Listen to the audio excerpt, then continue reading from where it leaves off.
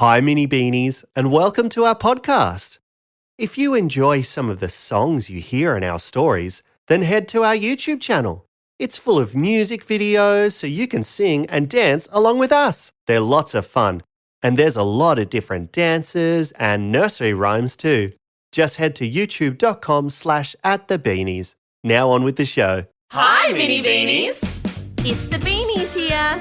That means you're with Laura, Mim! And Michael. Today we might meet a planet See some stars. and learn all about Pluto. Are you ready, Mini Beanies? Let's go! I can't see it just yet. I have to adjust the... Oh, there! I can see Mercury! Wow, let me see. We've been stargazing today, Mini Beanies. That means we've been using our big Beanies telescope to look out into space. Wow, look! It's another star! I can see Pluto. Wait, I don't think that's Pluto. No, it is. I know, because it's my favourite planet. I think Pluto's too far away to see. Are you sure? Yep, look, it's all red and saucy and covered in cheese and... Oh, wait. Is there spaghetti on the lens again, Michael? Yes. If Pluto is your favourite planet, Michael, would you like to hear a story about it? Yes, please. Once upon a stargaze, there was a planet named Pluto. Hello, my name is Pluto. I'm a planet. I'm a reddish-brown, happy little planet, and although I'm smaller than the rest, I love hopping along my little orbit and going about my planety day. Pluto was much further away than all the other planets, but he didn't mind. Well, I don't mind. Pluto filled his days with spinning around, solo games of spaceball, and eating lots of rocket salads. One day, Pluto was going through his mail.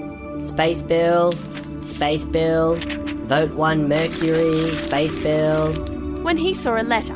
It was addressed to him, and on the back it read, "From all the other planets." He thought. I wonder why. Pluto opened the letter and it read, in big red letters, "Cease and desist." What is a cease and desist? In grown-up terms, cease and desist means stop what you are doing! Really? But all I'm doing is going about my planety day, being a planet, doing planety things. That's right. That's what they want you to stop. What? The letter read, Dear Pluto, please cease and desist in being a planet. You're too little to be a planet. Sincerely, all the other planets. Pluto was shocked, stunned, and totally spaced out. But why? Maybe it's because I'm so little? Or maybe it's because I like being out here by myself most of the time. Aw, man. Weeks passed. Pluto was sad. He didn't know what to do if he wasn't going about his planety day. What kind of day should he have if he wasn't a planet? He felt lonely. Humph. On one not particularly exciting day around his orbit, Pluto saw a silvery figure orbiting in the distance. As it orbited towards him and it came into view, he saw it was a small silver satellite with a shiny silver body and pokey antenna that kind of looked like ears. There was a big sign on the side of the satellite that read, Digital Orbit Guide. Huh. This satellite must have been lost. It was so far out of the normal satellite orbits. The satellite came alongside Pluto. He seemed to like Pluto. Huh. Hello, Digital Orbit Guide. Oh, that name's too long. Why don't I just call you D.O.G? Dog. Now, Dog, I know you might want to stay, but I'm more of a lonely planet, so it's best you find your own orbit. Dog, I mean it. Pluto said. Go on, Dog. Off you go. Go on. And with that, Pluto pushed out a big space rock into the darkness. Dog's antennas sprang up and he flew out after them. In a few seconds, Dog was back, bringing a huge space rock with him. Wow, Dog. That's great fetching. Okay, I guess you can stay a little longer. So Pluto and Dog orbited around. Pluto would push space rocks out into space. Fetch, Dog. And Dog would bring them back. Oh, Dog, I'm so glad you found me. It turns out, Dog was very strong and could bring back rocks twice the size of him. One day, as Pluto and Dog were out playing space fetch, they felt a rumble in the atmosphere. Huh. Do you feel that, Dog? The space rocks around them shook, and in the distance they could see a glowing orange light coming towards them. Oh boy. What's that? I think it's an asteroid! Ah! Wait, Beanie, what's an asteroid? I think it's a big fiery rock that shoots through space. Yeah, I think they can be pretty dangerous if they get too close. Got it. Back to the story. Ah! Oh no, Dog! We can't let it hit us! Quick! Over here! The asteroid was hurtling towards them, closer and closer, and Pluto and Dog dodged the flying rock and it zoomed past them. Whew. Close one. But wait, Pluto, it missed you, but it's hurtling towards the other planets. No! I've got to save them! Pluto could see the asteroid gaining speed as it sailed towards the other planets. But Pluto couldn't think of anything. Even though he wasn't a planet anymore, he didn't want any of the other planets to be hit by an asteroid. It was then that he looked at Dog. That's it! Fetch, Dog! And off Dog went. The asteroid zoomed into the darkness with Dog close behind it. Pluto could see them getting smaller and smaller and smaller. Oh no. He'll never be able to catch it. Oh wait! Wait! Look! It was Dog! He was bringing it back. Just a proud little digital orbit guide and a massive asteroid emerging from space. Oh, good boy, Dog. You saved them all. Pluto and Dog went along on their orbits, playing fetch and being the best of friends. Until one day, there was another letter in the space mail. Dear Pluto, thank you. Your efforts with Dog have saved the day, and though you are little, your actions have shown that you are still a planet in spirit.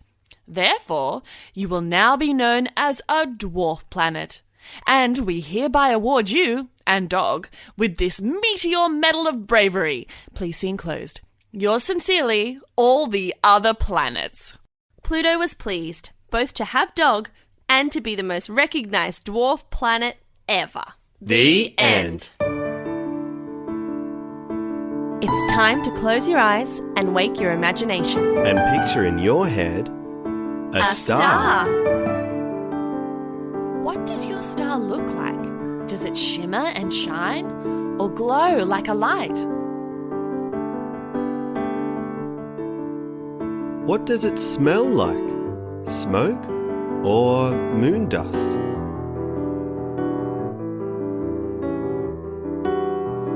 What does it sound like? A raging fire or a peaceful buzz?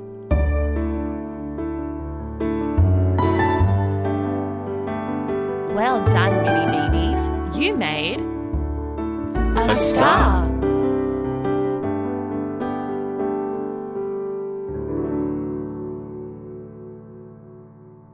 Now time for a song about Pluto. Pluto, that's me. You might have heard my name. I used to be a planet when we were all the same. One day, all the smart folk decided I was out. They said I'm not included. They said without a doubt. I've always had my orbit. Who knew what was in store? Suddenly, I'm not a planet anymore. And all the other planets sing. Round and round and round we go, floating past the sun, giddily twirling to and fro. Oh, we have such fun! Hey! I have mountain ranges of rock and ice like you. I'm made of the same stuff. I'm made of stardust too. Mercury and Venus and Saturn share the stage. But if you're here for Pluto, You'll have to turn the page. I go around the sun like I've done for years before. Suddenly I'm not a planet anymore. And all the other planets sing. Round and round and round we go, floating past the sun. Giggly twirling to and fro, oh we have such fun. Hey! Back then I was happy. I never wore a frown. But now I'm cold and lonely since my world turned upside down. At least I have my moon and the asteroids and the stars. What I really want is to play with Earth and Mars. For years I was included, but I was shown the door. I am not a planet anymore. And all the other planets sing. I go around the sun like I've done for years before. But suddenly I'm not a planet, not a planet anymore. Wow, I love that story about Pluto. Me too. I especially like the part about the digital orbit guide. My dog doesn't orbit anything, except me, when I'm eating my dinner. But is that true, do you think? That Pluto isn't a planet anymore? I remember learning about Pluto at school. I thought he was a planet. A dwarf planet? I'm confused. That's okay. I know exactly the person to ask. Professor Know-It-All.